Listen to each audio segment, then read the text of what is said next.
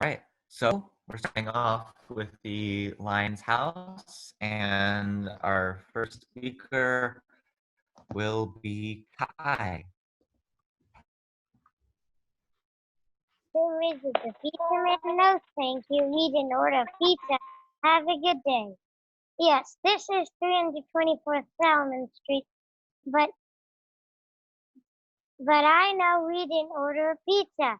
I would have known because my mom would have asked me what kind of pizza I wanted. I would have said I wanted pepperoni, and she didn't ask me. Oh, and we only have pizza on special occasions. It's not a special occasion. Today is Friday. You know what, Pizza Man? It's also a special occasion. I got all A's on my report card. Guess we did order a pizza, but I have only one problem. I can't open the door to strangers. Yep, you're the pizza man, all right. I can see the pizza. Mom, the pizza man is here. That smells good.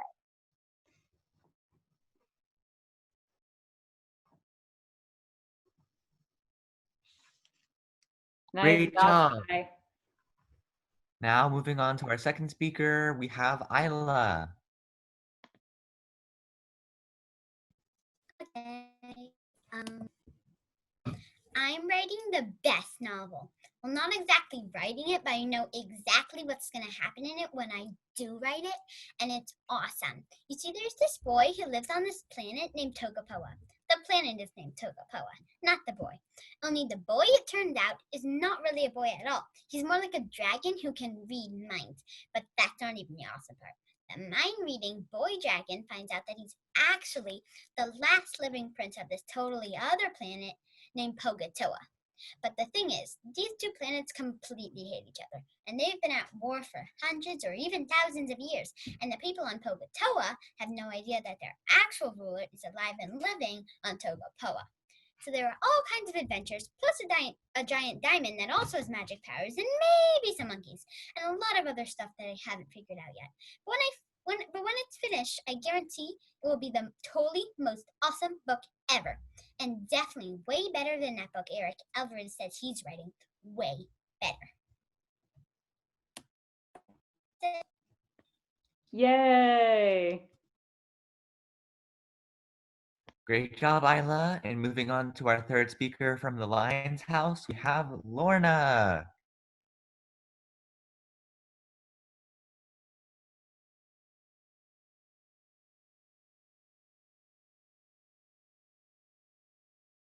Unmute yourself, Lorna.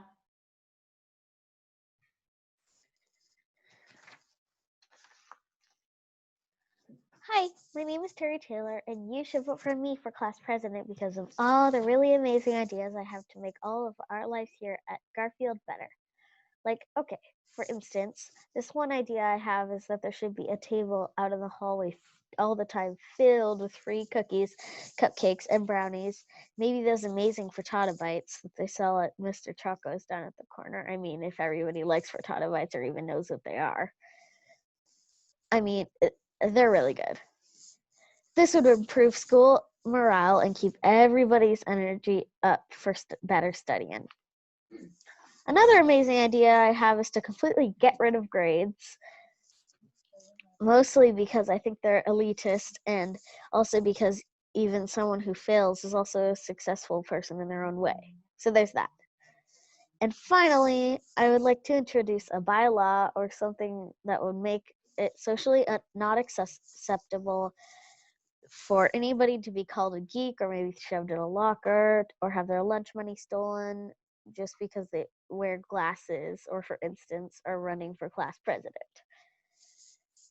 So there's that. Thank you.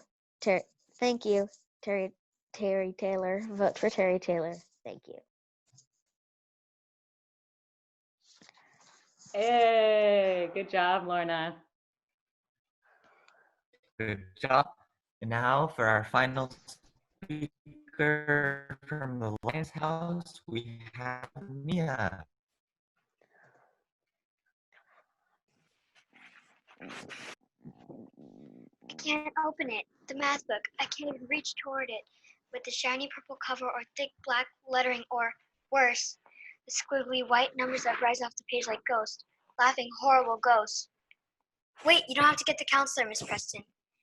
I just get a little dramatic. My uncle was an actor, so drama runs like a river through my veins. Did you see the school play? Right. Back to math. Okay, math. It paralyzes me like a giant jellyfish or a giant furry tarantula or... There I go again. I should be in the Nature Channel. I really get carried away when I talk about animals. When I talk about anything besides math, it's all those numbers, how they turn into equations and quotients. It's like I'm trying to decipher hieroglyphics or a secret code. Miss Preston, I honestly don't. I wish that I could describe it. It's frustrating, awful feeling. When I open my book, I'm lost. Help me. Yay. Good job, Nia.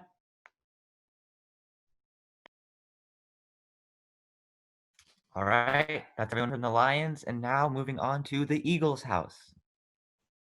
All right, so first from the Eagles' house, we're going to start with Nicholas.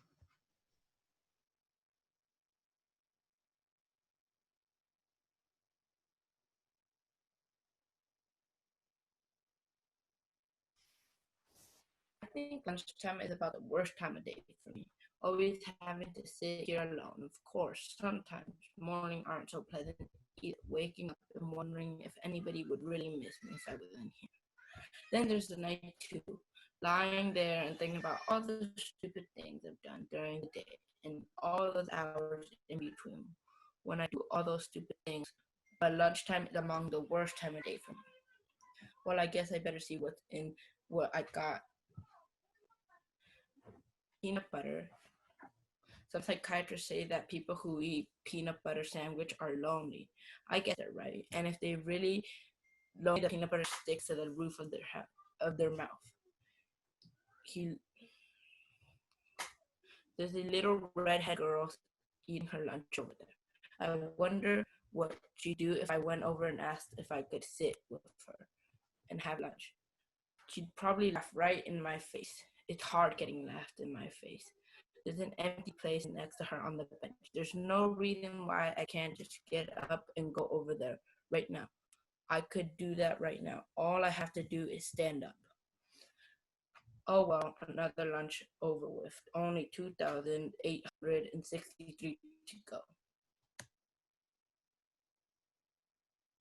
Yay. Good job, Nicholas. Nice. Can we all applaud, everybody? Excellent. You guys are being good audience members. Great job, Nicholas. All right, next from the Eagles, we're going to have Carlos go.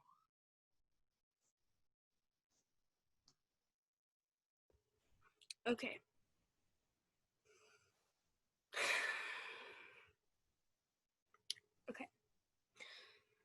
Way back in the day, when the grass was still green, and the pines were still wet, and the clouds were still clean, and the song of the Swami swans rang out in space, one morning I came to this glorious place. And first I saw the trees, the truffula trees. In no time at all, I had built a small shop. Then I chopped down a truffula tree with one chop. Then with great skillful skill and great speedy speed, I took the soft tuft and knitted a thread. The instant I finished, I heard a gazump.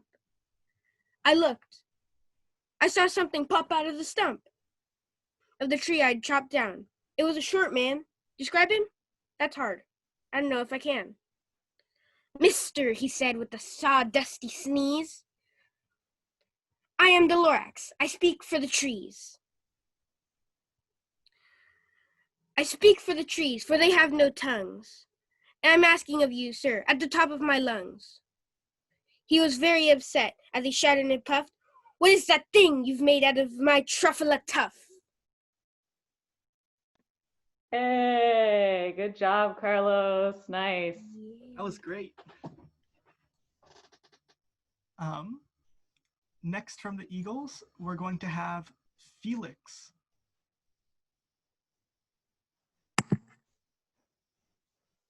Gotta keep running. Gotta keep running. Gotta keep in shape. Just because I'm a hamster doesn't mean I deserve to be put in a cage. Todd is the enemy. Todd is the enemy. Never lets me out. Only for a few minutes a day. Then back to the cage. We the hamsters.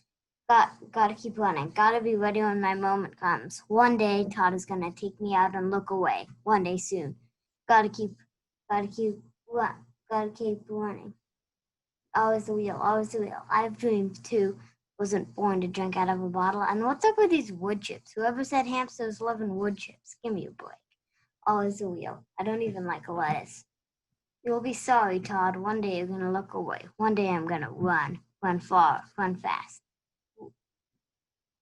Where is Todd anyway? It's not for my lettuce. You'll be sorry. Nothing but the wheel, Todd. Nothing but the wheel. Always the wheel.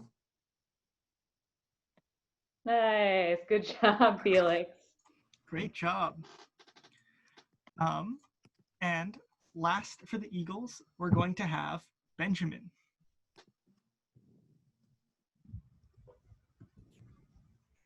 This is what's so cool about this hat. You can wear it all these different ways and it just changes your attitude. Like, watch this. You wear it like this. It isn't just a normal person. I don't really do want to draw attention to myself. I'm cool enough to wear a hat, but that's about it. Or I can wear it like this. This isn't sophisticated and together. I have a bit of an attitude, but I might be a little cooler than you, but I'm willing to talk to you and give you a chance. I hang with cool people. Then ready? You can wear it like this. Do I even need to say it? I'm so soft. I'll not talk to you in school because I'm entirely too cool for school. If I was old enough to get a job, I would either be a movie star or designer. I would walk like this and I would talk like this. Get me a coffee and make it snappy. But for now, I just like it like this. Yay, Good good job. job, Ben. And Now we have the that's- camels, right? Yes. Okay. So the first one for the camels is Eli. Okay. Okay, I got one. Okay, I got one. Okay, I got one. Why does the peanut? No way. Okay, here it is. Did you hear about the peanut who was in Jackson Park and doing something? Who was out probably later than he should have been in Jackson Park and doing something he probably shouldn't have been doing. And I guess he was in one of the darkest parts of the park and probably alone. Anyhow, this peanut, he was assaulted. Get it? Assaulted? Like assaulted peanut? What? That's funny. Because I say it's funny. Because I say it is funny. Because I say so. Come on. And you better laugh.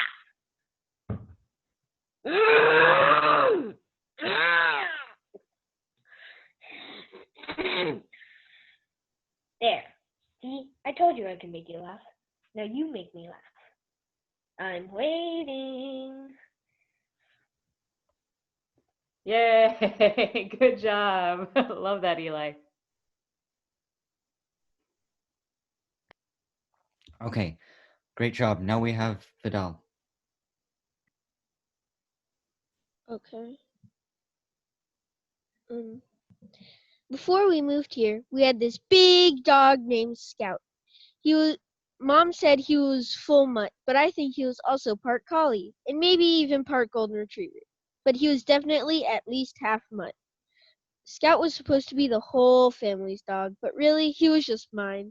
I mean, after school, it was me he would be waiting for, and when anyone threw his ball, I'm the one he always brought it back to. And at night, it was my bed he always slept in. But before we moved here, my mom found out we weren't allowed to have any pets, so we had to give him away to my cousins. I don't really talk about it, but sometimes I dream about Scout. He's got his big ball in his mouth, and he's looking for me. And I'm saying, I'm right here, Scout, I'm right here. But he doesn't hear me, and he can't see me. And I'm saying, I'm right here, Scout, I'm right here. And then, I don't know, I guess I wake up. I don't know if Scout dreams about me. Does he dream about me? Nice. Good job, Fidel. Woohoo. Okay, good job. Now we have Levi.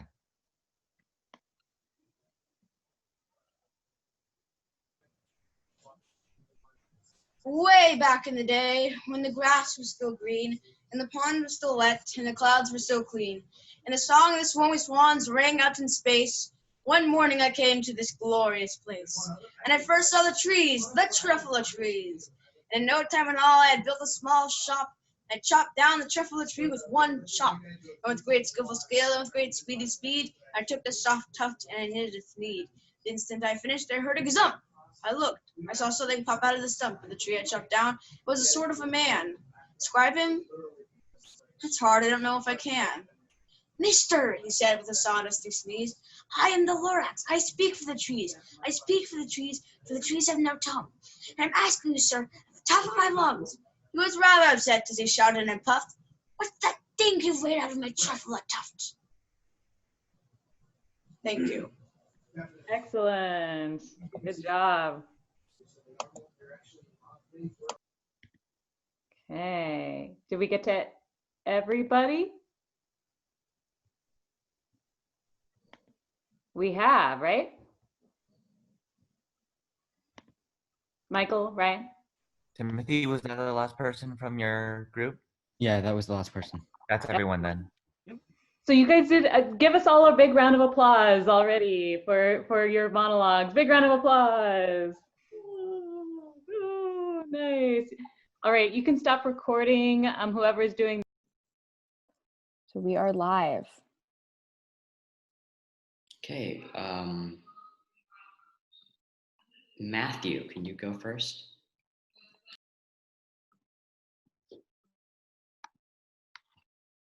Who is it?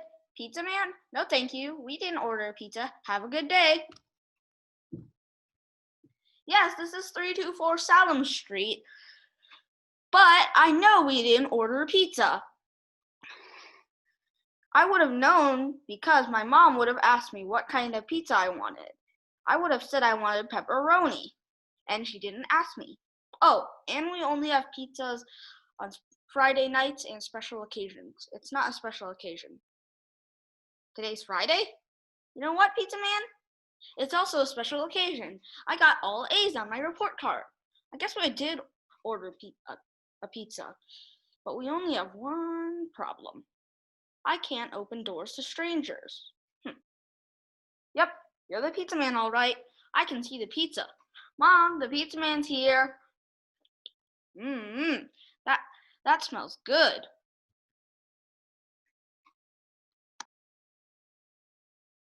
Yay, good job. Let's do some reactions. That was great, Matthew. Thank you. Okay, so the next person in the hamsters will be Ashton. It's the pandas. Oh, the pandas, sorry. Hi, my name is Terry Taylor, and you should vote for me for class president because of the really amazing ideas I have to make all of our lives here at Garfield better. Like, okay, for instance, there's one idea I have that there should be a table in the hallway filled all the time filled with free cookies, free cupcakes, and brownies. And maybe those amazing Fertitta bites they sell at Miss Churchill's down on the corner. I mean, if everyone likes Fertitta bites or even knows what they are, they're really good. This would improve school morale and also keep everyone's energy up for better studying. Another amazing idea I have is to completely get rid of grades, mostly because I think they're elitist, and also because even someone who fails is actually a successful person in their own way. So there's that. And finally, I would like to introduce a bylaw or something that would make it sociality not acceptable for anyone to be called a geek or maybe be shoved in the locker or have their lunch money stolen just because they wear glasses. Or for instance, are running for class president. So there's that. Thank you, Terry Taylor.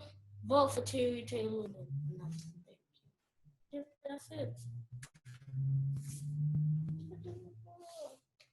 Yay, thank you, Ashton. Great. All right, so the last person, pandas. Erin?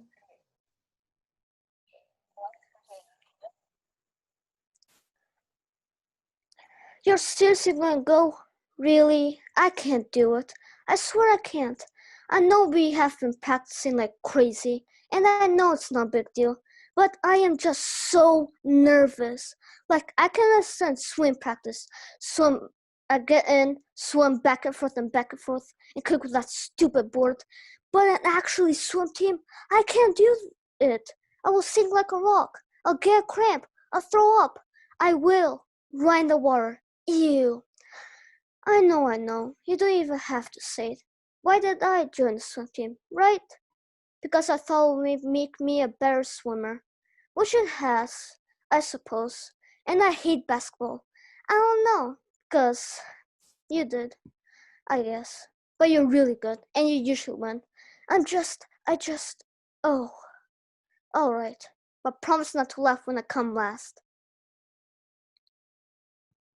Yay, good job, pandas. Those were great performances. So I actually forgot to do this in the beginning, but after each performance, we're gonna have one person give a piece of positive feedback.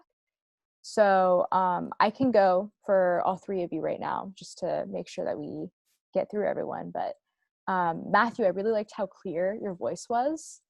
And as well as Ashton and Erin, you all have really clear and strong voices. And Matthew, I also really liked how you were using your body in a lot of the monologue. All right, Cole, who's up next? So the next group to go is the hamsters, and the first person in the hamsters to go is Ria.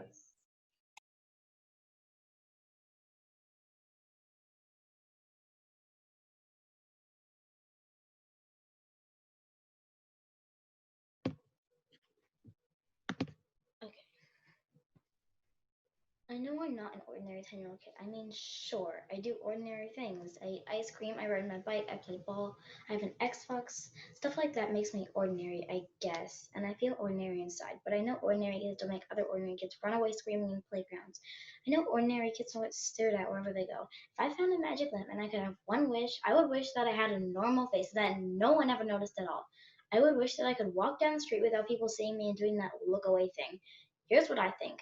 The only reason I'm not ordinary is that no one else sees me that way. For me, Halloween is the best holiday in the world. It even beats Christmas. I get to dress up in a costume. I get to wear a mask. I get to go around like every other kid with a mask, and nobody thinks I look weird. Nobody takes a second look. Nobody notices me. Nobody knows me. I wish every day could be Halloween. We could all wear masks all the time. Then we could walk around and get to know each other before we got to see what we look like under the masks. Yay, good job, Ria. All right, does anybody have any positive feedback? I liked how you were using your body a lot. You were using your hands to gesture. That was really good.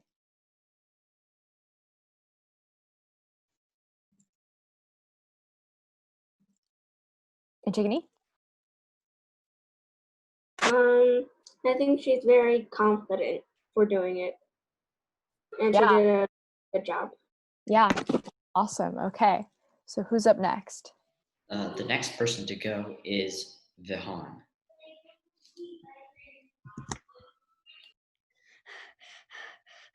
I'm dead serious, you guys. I think I saw Bigfoot. Don't laugh at me. I was crossing the creek down by the bridge. I was actually on the bridge at first, but then I saw a bee. Anyways, I was riding across the water by the bridge. Then I saw this big black snake. I screamed. So then I realized just a stick, but it looked exactly like a snake. So I climbed in the water, and there he was. There it was. It was huge. It had a huge hairy face and a big hunched back. Are just staring at me.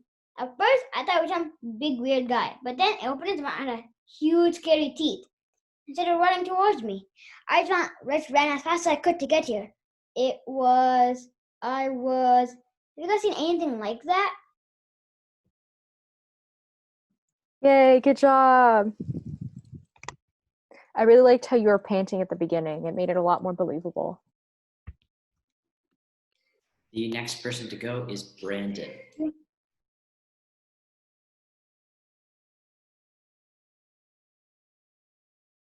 In my name? Yeah, you have to go for the monologue. See this? I lost a tooth yesterday. It's embarrassing. For one thing, I'm too old for that. For another thing, I look ridiculous now. But it gave me an idea. Instead of putting the tooth under the pillow, I put it in a mouse trap. I know it sounds crazy, but I mean, think about it. The tooth fairy, you know. If there is a tooth fairy that goes all around the world putting money under kids' pillows, even if it's not that much money for each kid, when you do the math, that is much money times the millions of kids every day that must be losing their teeth. The tooth fairy is loaded with money. So I figure out, if I can catch the tooth fairy, I can make it give me a ton of money just to let it go. So anyhow, last night I put a tooth in a mousetrap right next to my bed, and when I woke up, right there the mousetrap was a dead mouse. It was pretty gross. I'm gonna try again tonight. Good job, Brandon. That was awesome. I really liked how you were miming putting it underneath your pillow. Your voice was really clear, and I could tell that there was a lot of emotion in there, so you're really excited. All right, what's up next? Next person to go is Becky.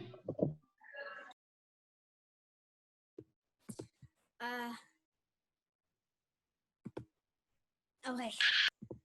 Yay. If the sorcerer thinks I'm lazy, then lazy I will be. I'd much rather sit here all afternoon with my feet up having a snooze than clean up this old workshop. Why does it need to be clean anyway? For the sorcerer to do his magic.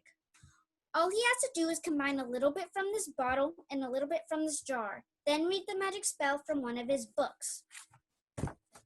Let's see which spell he's got marked in to do today. Hey cat, what's this? How to reverse the flow of a river? Why would he want to do that? If the river flows away from town rather than toward it, the mills won't work. And the boats will have to travel upstream to market end.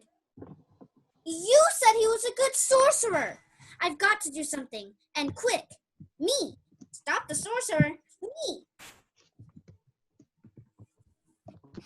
Yay, Becky. Good job. I really like the use of a prop. That was great.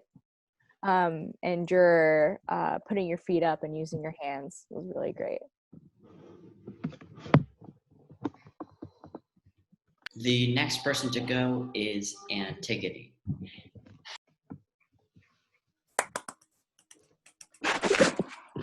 Okay.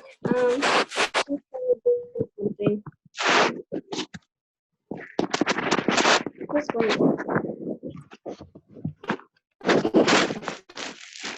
Okay. Okay, I got it. I am ready. Okay, I got one. Okay, I got one. Okay, here it is. Why did the peanut... No, wait. Here it is. Did you hear the one about the peanut who was out probably later than he should have been in Jackson Park and doing something he probably shouldn't have been doing? And I guess he was in one of the darkest parts of the park and probably alone. Anyhow, this peanut was assaulted. Get it? Assaulted? Like a salted peanut? What? It's funny. Because I say it is funny. Because I say so. Because I say it is. Then you better laugh. There, see, told you I can make you laugh. Now you make me laugh. I'm waiting. Yay, Antigone. I really liked the little nod that you had at the beginning. It helped make it more believable, and also the way that your emotion was changing throughout the monologue.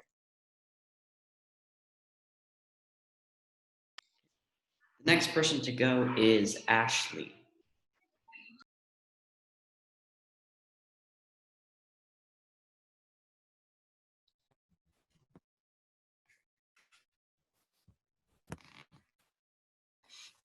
Carry me across the river on your back. Certainly not. You'll sting me. No, I won't.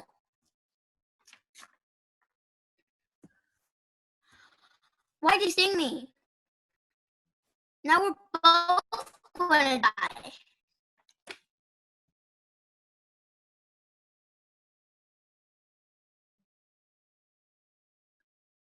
Ashley, are you done? Just because your video turned off.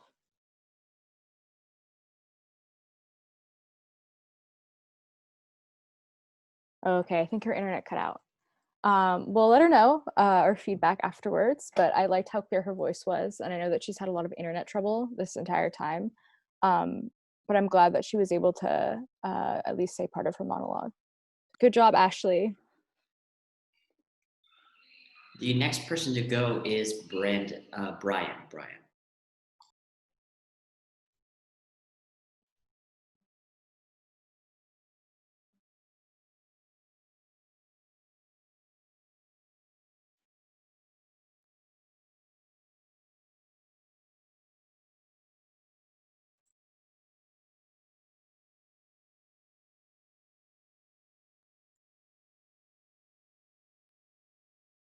I don't know if Brian is there.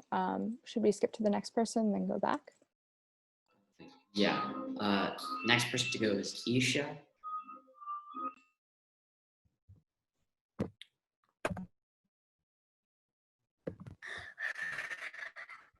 I'm totally serious, you guys. I think I saw Bigfoot.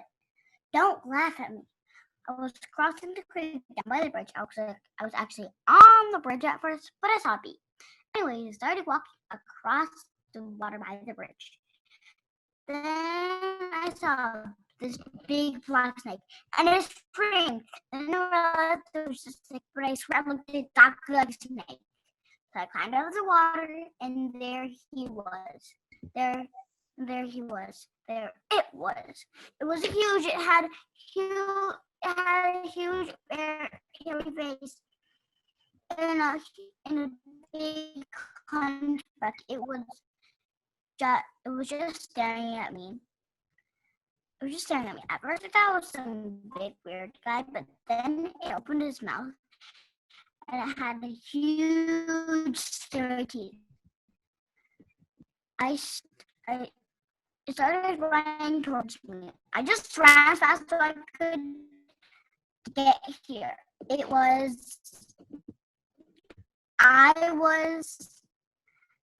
you guys seen anything like that?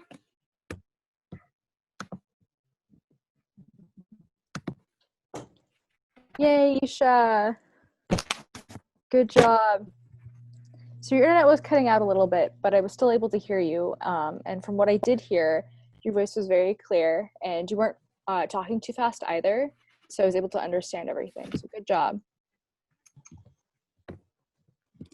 Brian, it is now your turn.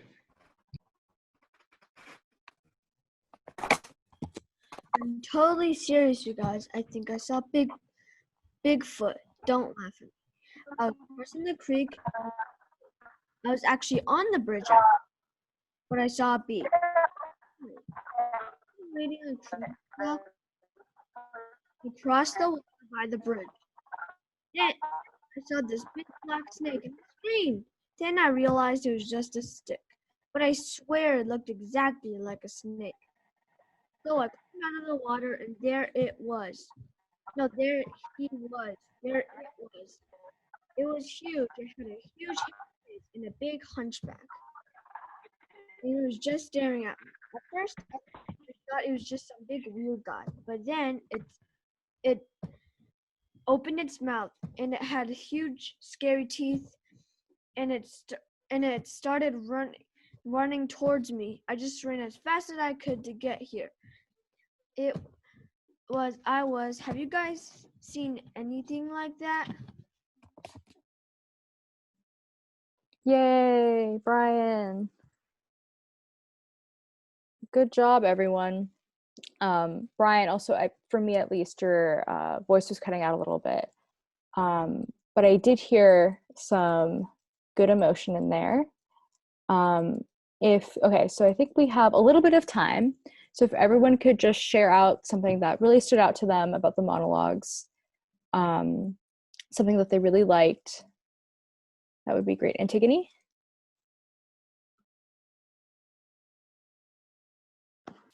I liked how Becky, she was like, when like parts of her story, like a spell, she used like a book to pretend she was reading it, and how like they were saying like she like sit down, she was just like kind of doing that action, and how she was using her hands a lot, and it made a lot of sense. So I hope I can become like her. All right. Anyone else? Bihan?